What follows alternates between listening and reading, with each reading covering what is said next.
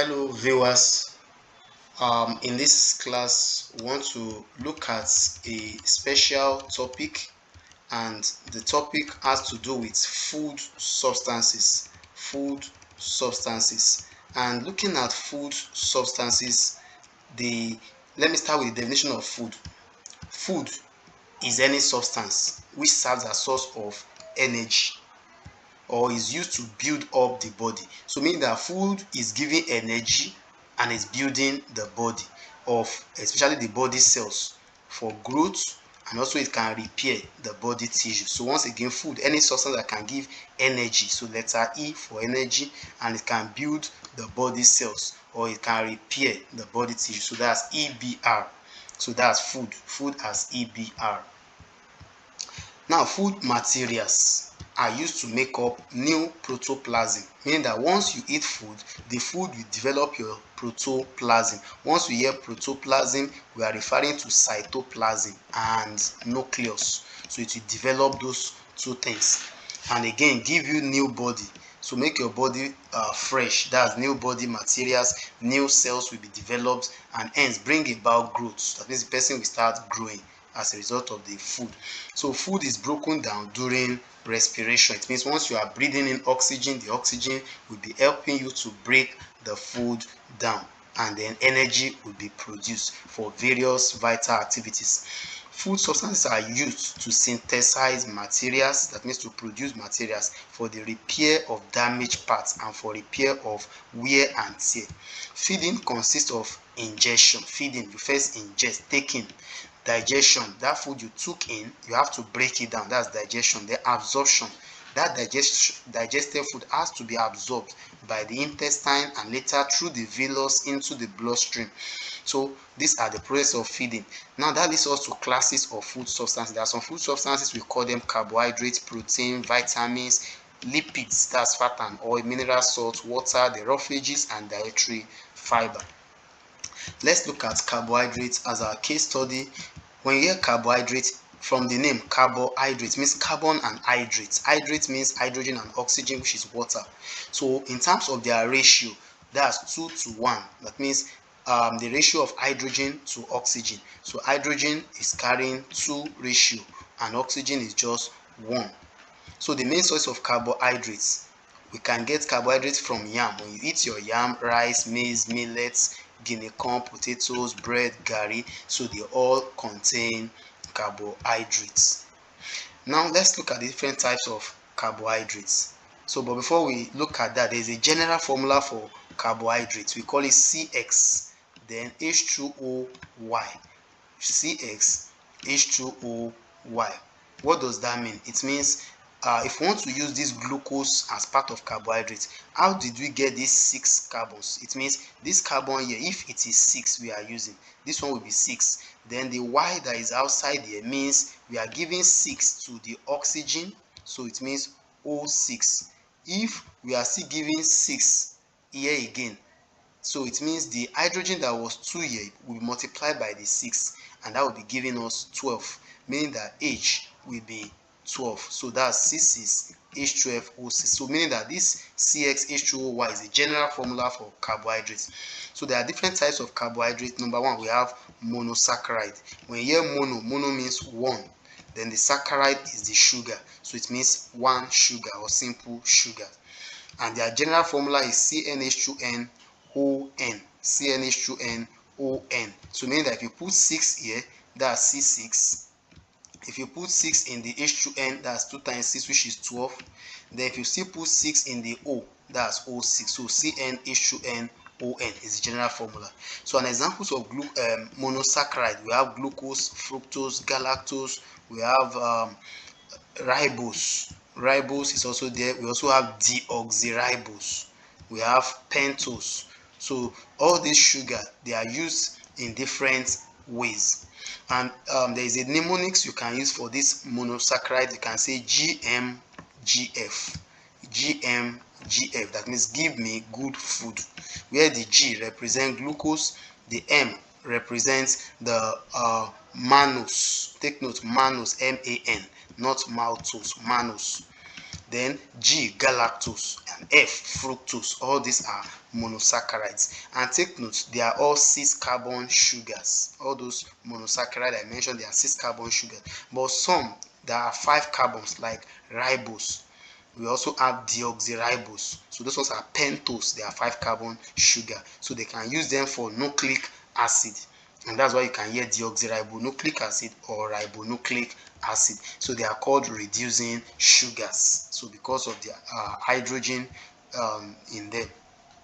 That leads us to disaccharide. Di means two, saccharide means sugar. It means they contain 2 simple sugars, and their formula is C12H22O11, meaning that when you take your monosaccharide like glucose, for example, which is C6H12O6, if you double it, it means you get your disaccharide. How will you double? You multiply by 2, meaning that 6 times 2 become 12. That's why we have C12. Then H12, if you multiply by 2, that's 24. But how come we have 22 here instead of 24? It means there will be loss of 2 hydrogen in the process. Then if we multiply 2 by 6 here, that's 12. But here, how come we have 11? It means there's also a loss of oxygen. So in a nutshell, we say there is a loss of H2O, and that's why we can call it a kind of condensation reaction. That means reaction that involves loss of water. That's the disaccharide. So an examples of disaccharides, we have the sucrose, we have the maltose, we have the lactose. So they are all non-reducing sugar. Remember, monosaccharide is a reducing sugar, but disaccharide is non-reducing sugar. And how will you remember this? The mnemonic for disaccharide, just use SMAL, like small, SMAL. The second L will be lost. So the S is the sucrose, the MA is the maltose, the L is the lactose. So sucrose, as one of the disaccharides, has 2 monosaccharides, that's glucose and fructose. So it means GF is for sucrose. Then you can say maybe GOFs, GF, mean that maybe there are a lot of GOFs, GFS. So meaning that the G is the glucose and the F fructose, while the S is the sucrose, GFS. Then glucose and galactose will give us lactose. You can say Google from GGL to represent Google, meaning that glucose and galactose will produce lactose. And take note, glucose and galactose, not glucose and glucose. Even from the name lactose, we relate with galactose, while glucose will now be maltose. So maltose. So that's for the components of the disaccharide. Now let's just take sucrose as a case study from the disaccharide. Sucrose, we find them in sugarcane stem. The sugar sweetener we use for our garri or anything we take is called sucrose. So we got it from the sugar stem. And that's why if you look at the botanical name of sugarcane, so they call it Saccharum officinarum, from the name saccharum, meaning that from saccharin. So that's sucrose is our sugar, is found in sugarcane stem. In ripe sweet fruits, you can also see it there, and in storage roots like sugar beets and carrots, we can find it there. Then lactose as another disaccharide, we can find it in milk. Remember lact has to do with milk, so milk of mammals. Then maltose, this one is found in malted cereals and sprouting grains. Then polysaccharide is another example or another type of carbohydrates. Once you hear poly means many, then saccharide from sugar, that's saccharin. So then it means polysaccharide is a complex sugar. If monosaccharide is a simple sugar which is reducing, simple reducing sugar, disaccharide is a non-reducing sugar, while polysaccharide is a complex sugar. So it consists of more than 2 simple sugar. Poly is many, just like polygamous, having 2 wives. So more than 2 sugars, we have it in polysaccharide, or you say several simple sugars, they are joined together, and their general formula is C6H10O5. The N outside means as many as possible. So meaning that if I take my glucose, which is C6H12O6, so multiplying it by as many numbers as possible, it means I'll be getting multiples of this glucose. If I take this glucose times 2, it means double of glucose. If I say times 3, triple of this glucose, and that's why it is represented as N, meaning as many numbers as possible. And instead of leaving it like this, two of the hydrogen will be removed and one of the oxygen will be removed. So and that's why we have C6H10O5. So meaning that whenever we are working on any of the higher carbohydrates, so there must be water loss. So whenever we are trying to hydrolyze or break it down, so the breaking down will be, there will be loss of water, so why breaking them down. So let's move to the importance of carbohydrates. What is carbohydrate doing to the body? It gives energy required by animals for their daily activities. It also provides heat. Carbohydrates will provide heat during its oxidation. That means once there is oxidation, breakdown or use of oxygen, so heat will be generated. That's energy. So which it will be used to maintain body temperature. Carbohydrates are also used to build certain body parts like exoskeleton of arthropod. When you see the arthropods, their bones, which is exoskeleton form, so it is carbohydrate that built it up.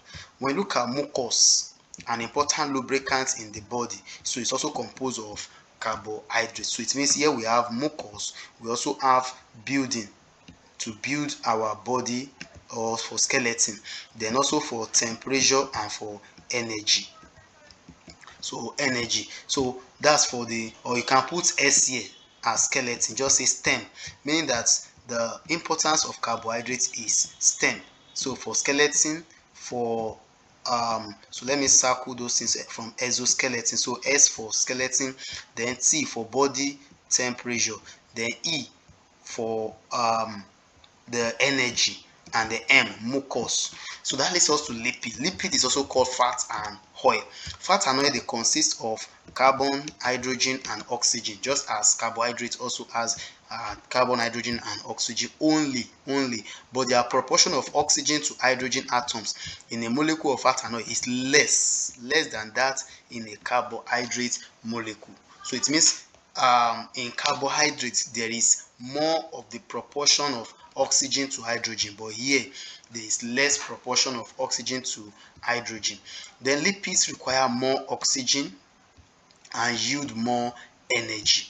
That means you need enough oxygen coming into the fat and oil, so to ensure that there is breakage and for energy to be released, than carbohydrates. So carbohydrate does not need too much oxygen before it produces energy. So than carbohydrates per unit mass oxidized. So fat and oil, they are similar in chemical composition, being esters. So remember that fat and oil, they are esters of unsaturated fatty acids. So they are esters. So being esters, they are formed from what? Fatty acid and glycerol.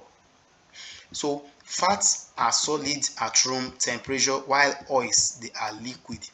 And the sources of fat and oil from butter. So we can get them from butter. So when you take butter, if there is it produces oil. The same thing, margarine can give us oil. Animal fats, that's for fat. Cocoa butter, that's for oil. Milk, also for fat. Egg yolk, fat. Groundnut for oil. Palm for oil. Corn for oil. Then cod liver also for oil. Now, uses of lipids in animals body. Uses of lipids in animals body. Lipids are oxidized during respiration. That means there is need of enough oxygen to break the lipids so that energy can be produced, and heat will also be generated, just like carbohydrates. I mean, just like the carbohydrates, so it will generate heat. So when there is acute shortage of carbohydrates, so it means it can do the work of carbohydrates into the body as a food store. Fat is stored under the skin. That's why when you eat too much fat, so it's always it's always stored under the skin, and that's why you see some that their body fat is too much, so the fat will just rest under their skin. And also around organs, it can go and hide around the kidney, so it will insulate and also reduce heat loss from the body. So and that's why you see those that are fat, they easily um, have this heat issue. So because heat loss will be reduced as a result. Then the next one, we have protein. Proteins, they are complex molecules and are made up of smaller units of amino acid. It means amino acid plus amino acid will give us protein, meaning that protein is complex, very large, so it's units of amino acids that come together to give protein. Proteins have to be digested to amino acid before they are absorbed in the bodies of animals. The breakdown of protein during digestion takes place in the following stages. So protein will first break down to peptone, peptone to polypeptide before it changes to amino acid. So protein is composed of, you can see carbon, hydrogen, oxygen. These are the common elements in protein. You can see nitrogen, and sometimes you may see phosphorus and sulfur. So that's, you can use PS to remember the partial ones. That means sometimes you can see phosphorus and sulfur, but majorly this CHO, you can see CHO, carbon, hydrogen, oxygen. They are major compounds of protein. Then nitrogen can also join. So that's maybe CHON. Animal sources of protein, we have milk, egg, fish, cheese, meat, chicken. But for plant source, we can see it in beans. That's the cowpea, groundnuts, soya bean. So they all contain protein. Now, is protein important to the body? Yes, for growth. When you see young ones growing, it's as a result of protein. So we can use letter G for growth.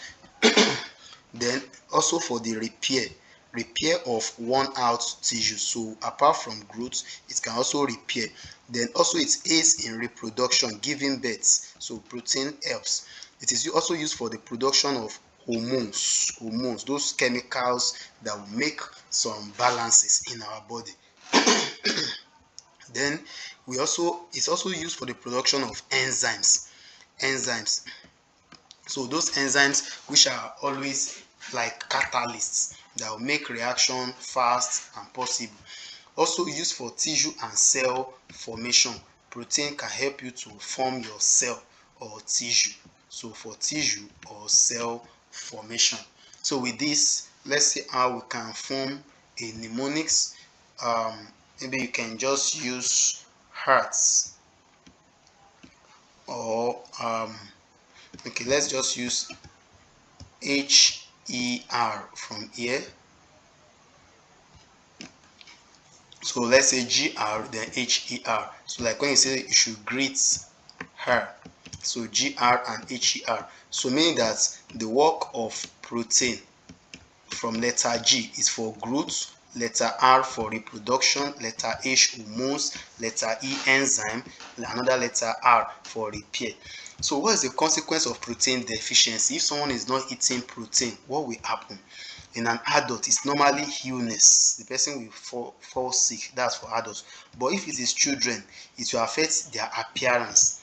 The child will have retarded or stunted growth. It will not make the child grow as expected.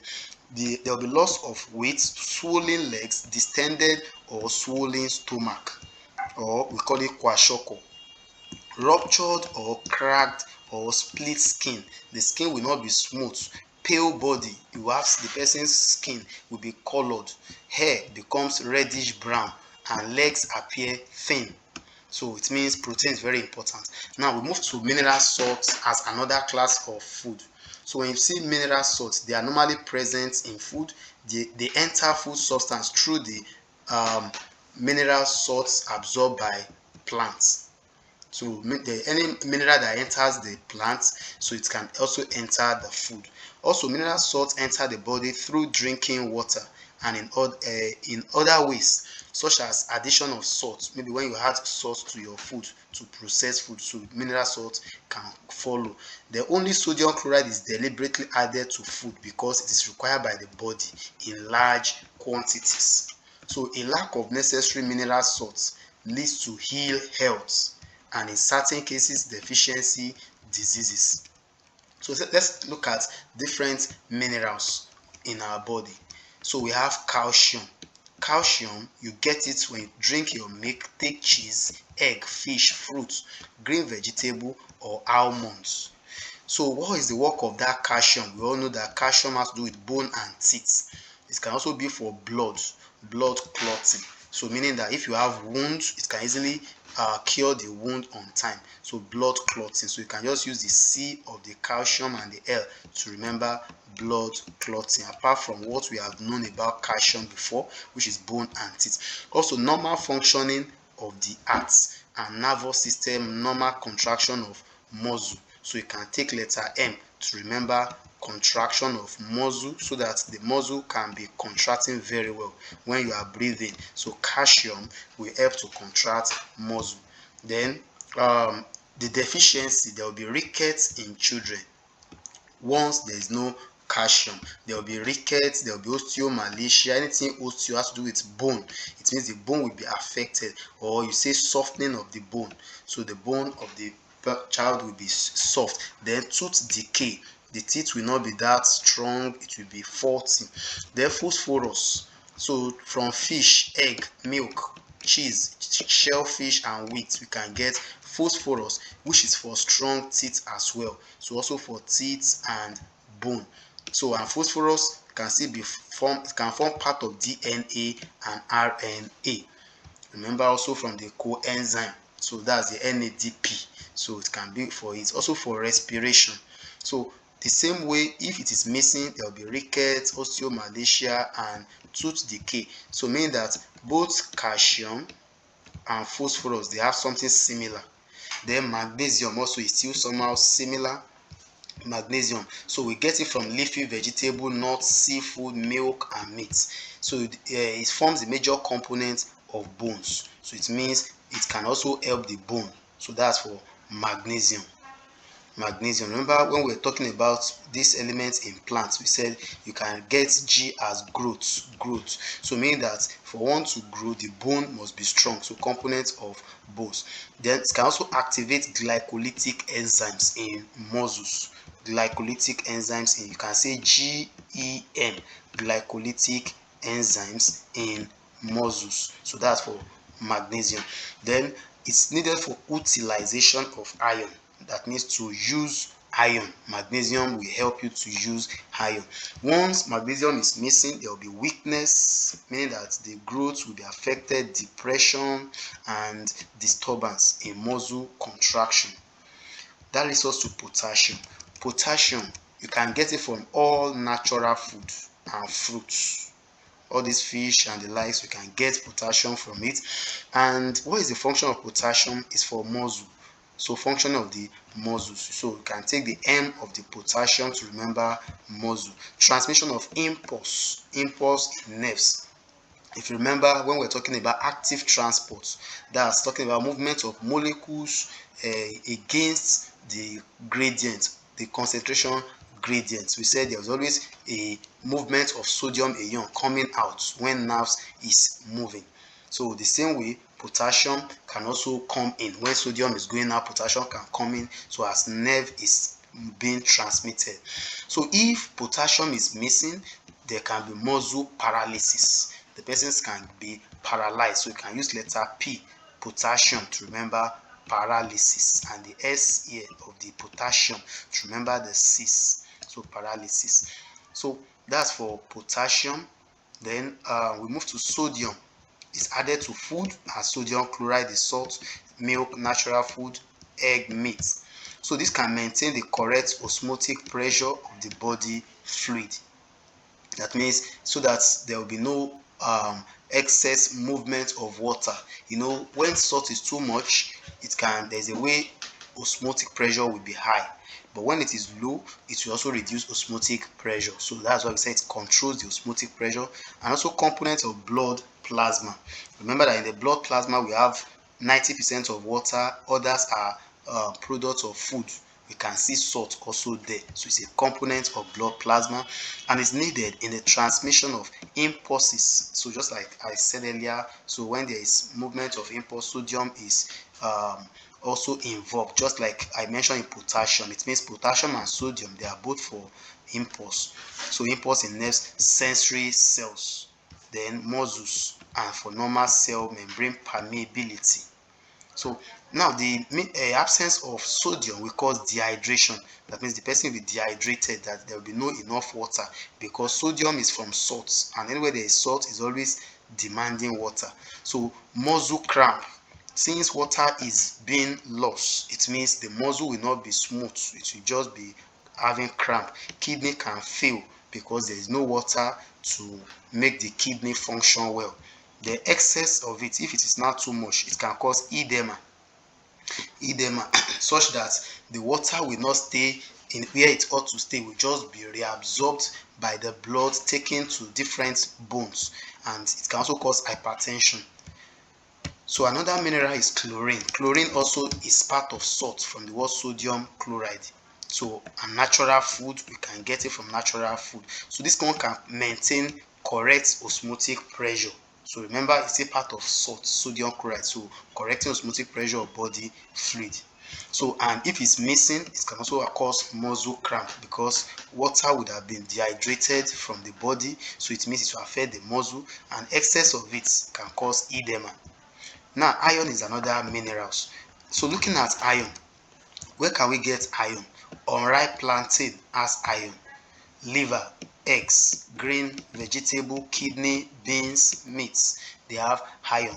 So what will this iron do? So it will help us to form structural and functional components. So functional and structural components of hemoglobin in red blood cells. So it means the hemoglobin that is carrying oxygen in our body, the iron can form that hemoglobin so that it can be moving around in our body. That's why iron, if you buy tonic, you can see they will write iron there. So it will help to form more of hemoglobin for oxygen movements. So when you take unripe plantain, it means you are helping your blood. Then also myoglobin in muscles. In muscle, that's a protein of the muscle. So it's also for it. And enzyme, so which is involved in cell respiration. So deficiency, once there is no iron, there can be anemia, shortage of blood, because ane means absence, the emia is blood. Sulfur is another mineral. When you look at sulfur, you can get it from beans, your fish, meat, and egg. What's the function of sulfur? For formation of hair. So if you see your hair growing, so if your hair is growing, it's as a result of sulfur. So sulfur is helping the hair. So, and also nail. So nail that is coming out is as a result of sulfur. So, and it can also help in some proteins. Remember that N, P, sulfur, they are all proteinous elements. So, but once sulfur is missing, there will be poor growth. So there will be poor growth. Now, another thing is, we want to look at iodine. Iodine, you can get it from seafood. So it is needed for the synthesis of the thyroid hormone. So it means the thyroid hormone, that's it, looking at tyrosine.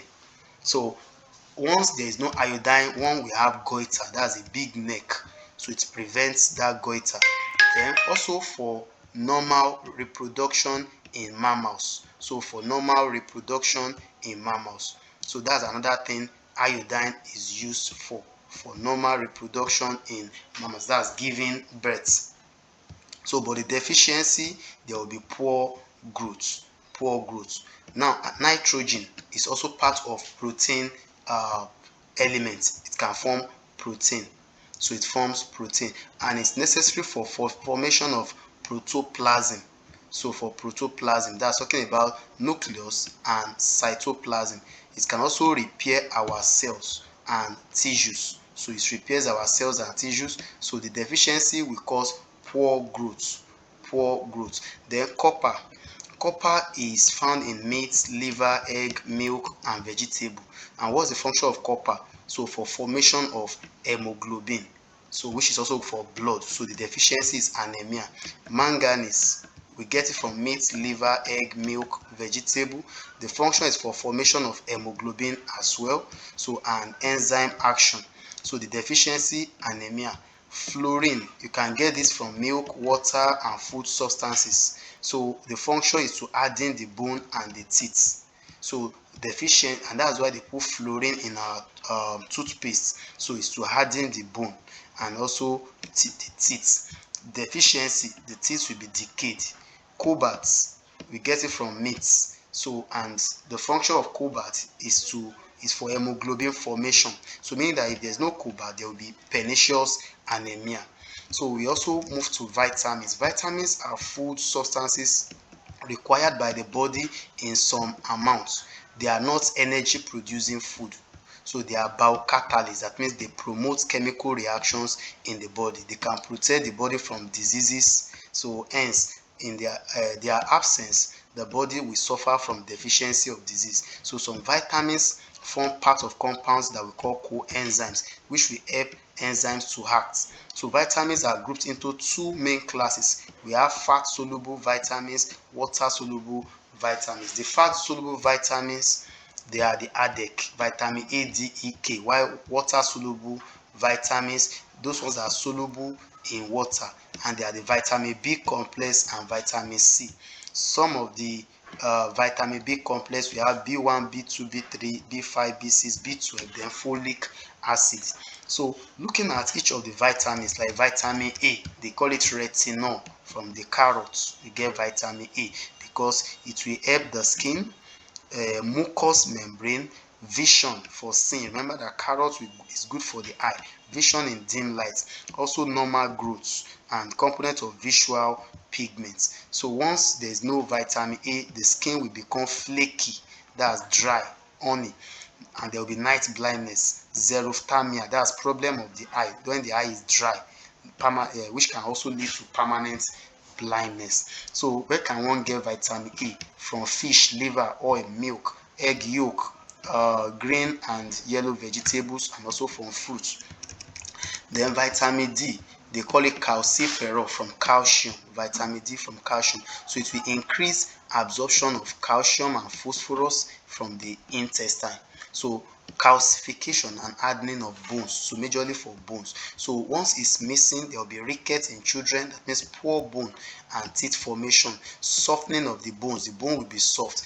And then how can one get vitamin D? From fish, liver, oil, egg yolk, butter, synthesized in skin. When exposed to sun's ultraviolet ray, you can get vitamin D.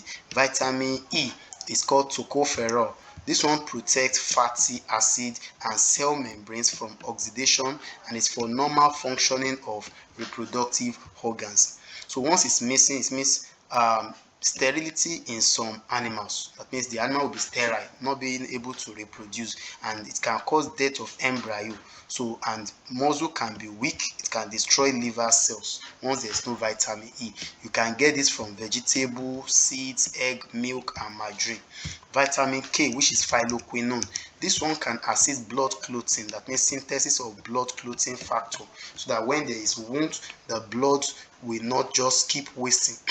Once there is no vitamin K, there will be slow clotting of blood, so it will cause severe bleeding from cuts. So that's why you need liver, vegetables, and intestine made by intestinal bacteria.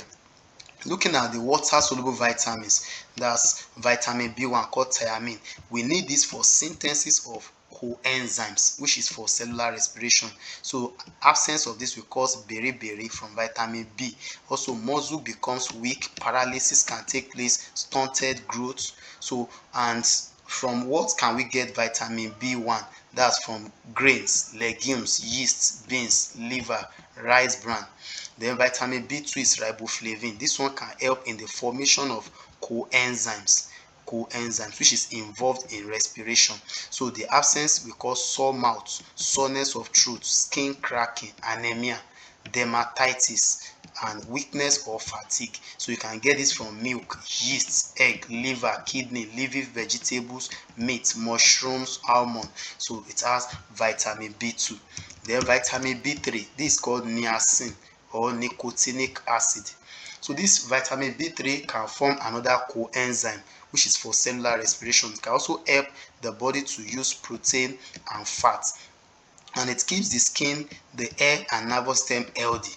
So the absence will cause pellagra, that's scaly pigmented skin. You just see scale on the skin, sore mouth and tongue. So, or nervous disorder, that's when there is no vitamin B3. So you can get from yeast, liver, milk, egg, grain, fish, green vegetables, cereal, grains. So niacin is also produced in the body from tryptophan, which is found in protein containing food. So Vitamin B5, we call it pantothenic. You can use PAN for 5. So pantothenic. This pantothenic acid, vitamin B5, also forms coenzyme, which is also for cellular respiration. So it's required to synthesize and metabolize proteins, carbohydrates, and fats. So the function of vitamin B5 is disorder of nervous system and guts, burning fits, so insomnia, the person will not be able to sleep, fatigue, depression. So and then you can get it from yeast, from egg, from rice bran, from liver, kidney, broccoli, peanuts, fish, chicken, milk, yogurt, sweet potatoes, avocado, legume, mushroom, shellfish, and whole grains. Then looking at vitamin B6, which is called pyridoxine. So its function is for formation of enzymes, which is involved in synthesis of amino acids. So the deficiency of vitamin B6 can cause anemia, diarrhea, skin rashes, crack and sore lips, glossy tongue, weakened immune, and tingling and pain in hands and feet. So you can get this from yeast, eggs, cereals, pork, poultry such as chicken or turkey, fish, bread, whole grains, cereals such as oatmeal and brown rice, vegetables, soya beans. So we move to vitamin B12, which is cyanocobalamin. This one is for formation of red blood cell. If it's missing, there will be pernicious anemia. You can get it from kidney, liver, fish, and milk. Folic acid also is for formation of red blood cell. If it's missing, there will be anemia. You can get this from leafy vegetables and liver. Vitamin C is ascorbic acid. This one is for healthy connective tissues, our bone, dentine, so it will resist infection. So once it's missing, there will be scurvy. That means the joint will be swollen, swelling of joints, and even the gum will be swelling. So when there is no vitamin C, so you can be losing your teeth when there's no vitamin C. Hemorrhage can take place of the skin and membrane. So get fresh citrus fruits, that's orange, pawpaw, guava, fresh leafy vegetable, so can help you to get your vitamin C. Now water is regarded as a food substance. So although it does not by itself provide energy, but it's used for body building. It's important that an animal may die sooner without water than without energy giving food. Water is made up of two elements, hydrogen and oxygen. What are the importance of water? For metabolism, that means breakdown and building up in our body. For digestion, to help you to break your body, your food. Also to maintain your body temperature, and also is a component of plants and animal components. That means water make up human body or animal body or plant.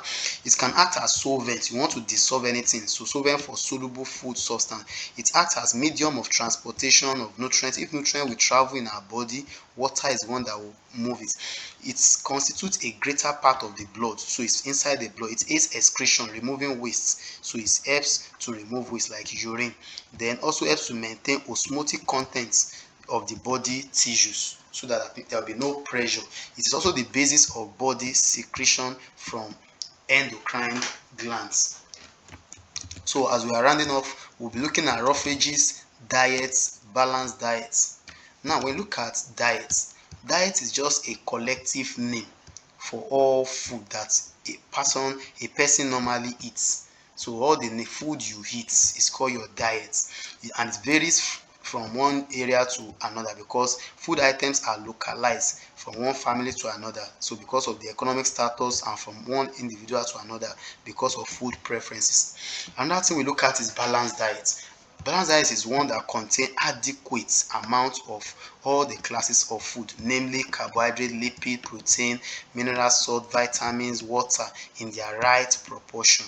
So it will help your body to grow, repair, maintain your body. That's when you have balanced diet. So the amount of this class of food substance varies according to age, mass, sex, activity, or type of work engaged in, and climate. So balanced diet is important to the body in the following ways. It makes you healthy. By so doing, it make you to be resistant to disease. It will encourage growth and normal development. It will give you energy for your normal activities. It will prevent malnutrition or deficiency disease. Lack of some food substances, e.g. like protein in diet, it can cause nutritional disease like kwashiorkor in children. So and that's characterized as a very big head, narrow neck, big swollen and shiny stomach, flat buttocks, and very slender and narrow legs. All this will take place if there is no balanced diet. So we also have different food tests. So since we are dealing with food, how do we know that okay, this is protein, this is carbohydrate? So it is through food tests. So and the first food test we'll consider is what I call the test for carbohydrates. So to test for carbohydrate, like the simple reducing sugar, which is glucose and fructose. So you mix equal amount of glucose and phenolphthalein, so or Benedict solution. So meaning that phenolphthalein is the major thing for test for glucose. So or you get Benedict solution. You put it in a test tube and place the test tube in a boiling water bath. After some time, you will see orange red precipitates telling us that the reducing sugar is there. That's the glucose. Then also, if you are testing for complex sugar or the non-reducing sugar such as sucrose, maltose or lactose, so all you need is first add hydrochloric acid to that complex sugar in a test tube, then place that test tube in a boiling water bath. The acid hydrolysis of the complex sugar, so it will hydrolyze the complex sugar to simple sugar. So the phenolphthalein test is then carried out. That means the same thing you did earlier, you repeat it. So on the simple sugars that are formed. To do this, add few drops of dilute caustic soda first. This will neutralize the excess acid that is there. Then you can now add an equal amount of phenolphthalein solution and place the test tube in a boiling water bath. Then you see an orange red precipitate. If you want to test for starch, a boiled starch solution will turn blue black when you add few drops of iodine. Now the next one, protein. How do we test for protein? We call it burette test. Burette, you can use it as if it's bread, the protein, beans. So burette test. To a small amount of albumin, albumin is your protein or meat extract in a test tube, you can add few drops of water and 1 cm cube of dilute solution of sodium hydroxide. So then carefully you add 1% copper 2 sulfate solution drop by drop. Shake the solution thoroughly. After each drop, you will see a violet color by a protein solution and a pink color by a peptone solution.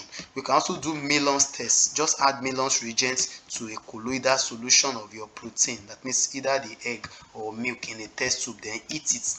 You see a deep red color or precipitate appearing. So that shows the presence of protein. And take note that Millon's reagent is made by resolving metallic mercury in nitrous acid and dissolving in water. We have the xanthroprotic reaction. To a protein solution, you carefully add a few drops of concentrated nitric acid. You have a white precipitate form which will turn yellow on heating. Cool the content, add few drops of ammonia solution. The color of the precipitate will be deepened to orange. Then how do we test for fat? We make use of Sudan 3 tests. So add a few drops of Sudan 3 solution to some oil or mashed food containing fat and oil. You see a red coloration will be obtained. On boiling this, a black precipitate is formed.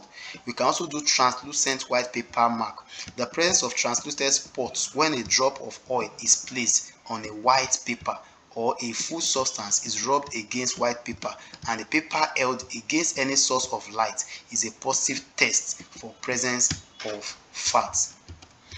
Another thing we look at, let me scroll down so that we can get the next. Okay, so it's enzymes. It means when we're talking of food, we must also talk about enzymes. Enzymes, they are biochemical catalysts. They speed up reaction. They can also slow down metabolic reaction during digestion. What's the characteristics of enzyme? Enzymes, they are always soluble. They will dissolve. They are proteinous in nature. Some enzymes, they require coenzyme to activate them.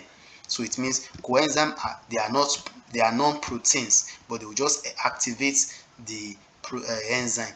An enzyme is always specific in action. You will focus on specific thing. Maybe it wants to break protein or carbohydrates, will be specific. They are organic catalysts, so dealing with living substance. They have the ability to speed up chemical reactions in the body, but they cannot start a reaction. So take note, they don't start the reaction, but they can speed it up.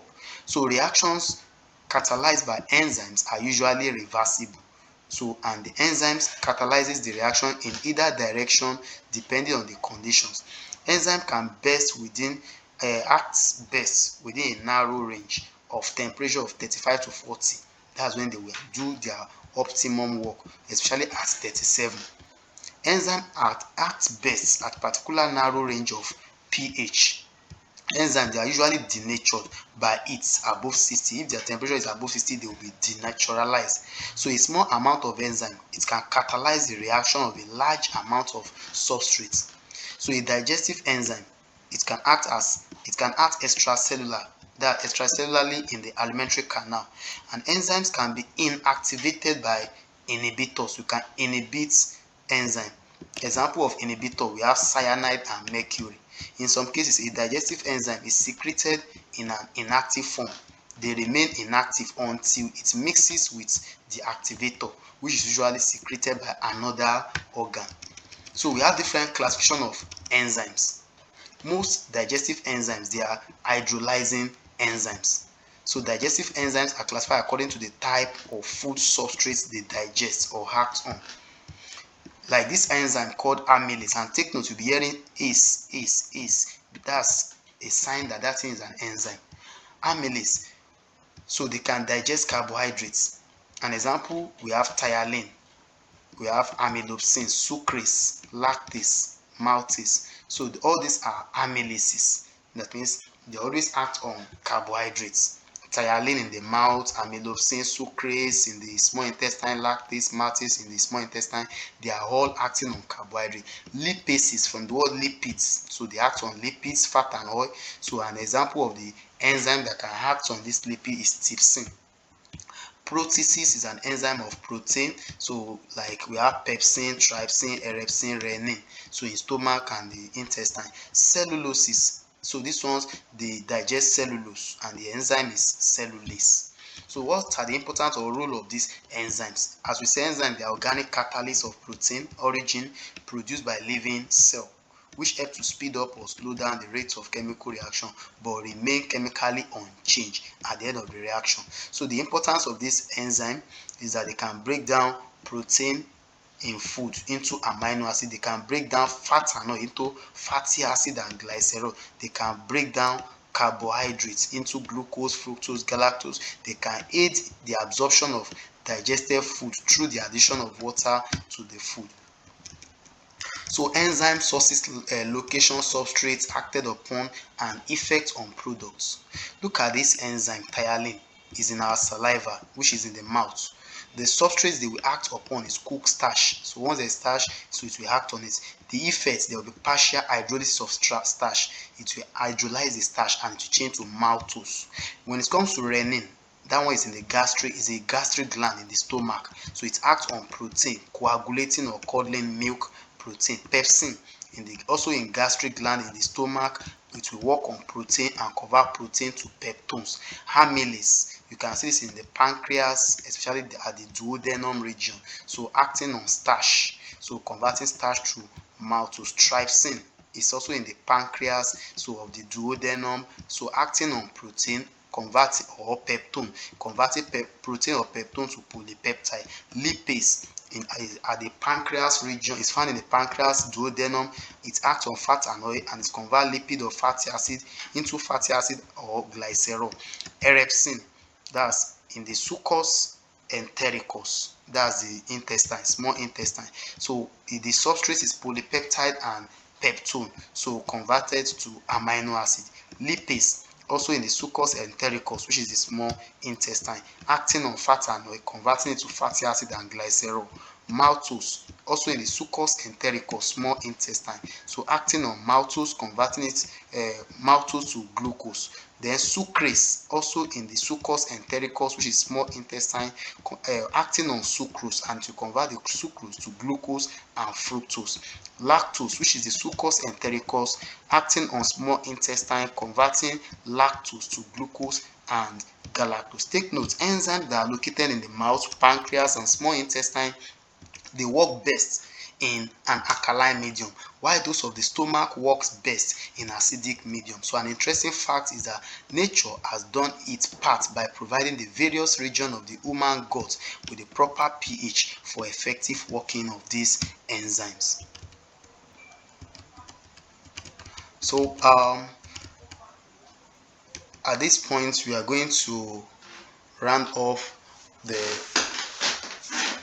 topic food substances. So thanks for listening.